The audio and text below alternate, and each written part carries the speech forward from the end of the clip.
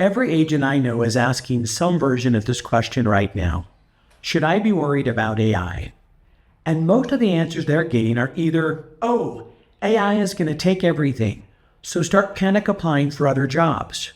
Or, don't worry about it, relationships always win, you're fine. Neither of those answers are honest.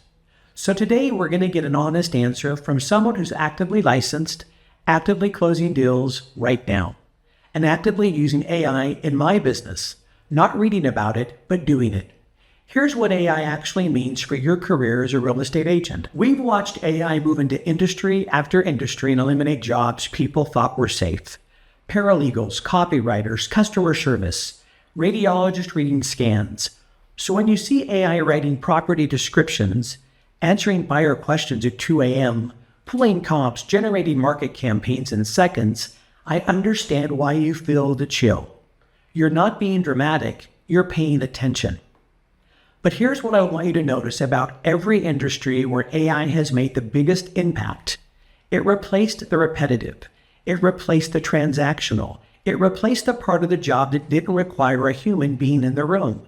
So the real question isn't, will AI replace real estate agents? The real question is, which part of what you do is actually irreplaceable? Here it is straight. AI will replace the task. It will not replace the judgment. Let me show you exactly what I mean from real transactions, not hypotheticals.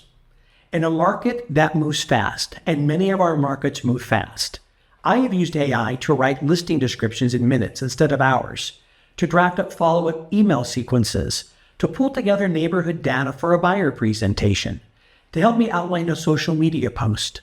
And every single one of those things used to take me time that I didn't have.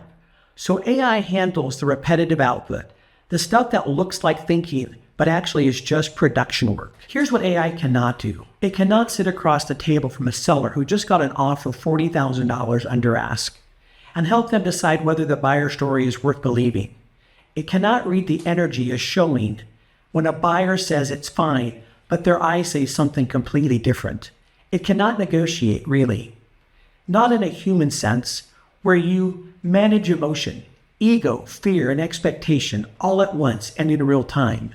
It cannot tell a first-time home buyer at 10 p.m. whether they're spiraling and whether they're making the biggest mistake of their life. Exactly the right thing that pulls them back in from the ledge. That's the job, the irreplaceable part. The part that is still entirely human. Now here's where I want to push you. Because I'm not going to just tell you don't worry about it, relationships win and send you on your way. That's a lazy answer.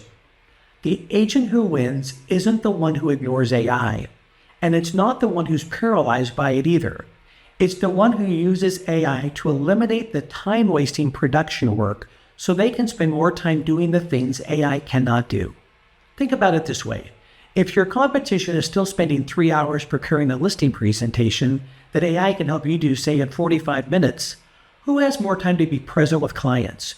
Who has more time for follow-up, to prospect, to actually be in the relationship part of the business? The agent who integrates AI wins, not because AI is magic, but because they freed themselves up to do high-value human work that closes deals. So let's make this concrete. Here's how AI shows up in a real week for me. Listing prep. I use AI during the property description. To draft it, I then rewrite it in my own voice with details only I know from having had walked the property. It's a starting point, not a finished product. Buyer follow-up. AI helps me draft the check-in messages for buyers at different stages in the process. I personalize every one of them before it goes out. The thinking is mine. The first draft doesn't have to be. Market education. When I'm prepping a buyer for the market, what's happening with inventory, rate sensitivity, neighborhood trends, I use AI to help me organize and present it clearly. Objection prep. I've used AI to brainstorm every possible objection a seller might throw at me before a listing appointment. Then I walk in more prepared than I would have been otherwise. None of that replaces me. All of that makes me better. I'll be honest about one more thing, because I promised you an honest answer. The agents who should be worried are not the ones who are afraid of AI. The agents who should be worried are the ones whose entire value proposition is doing the minimum.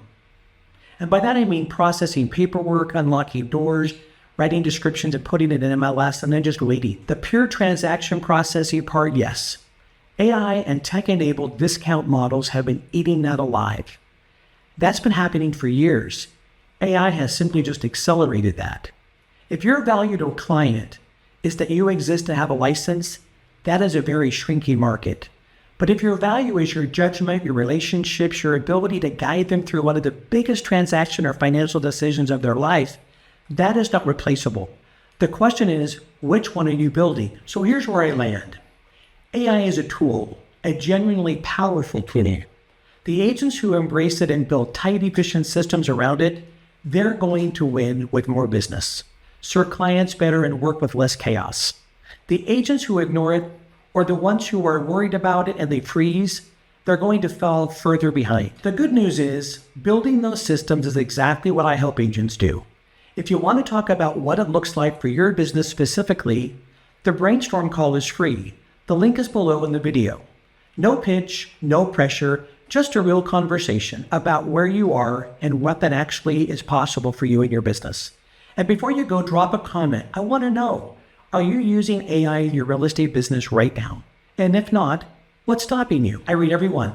See you next week.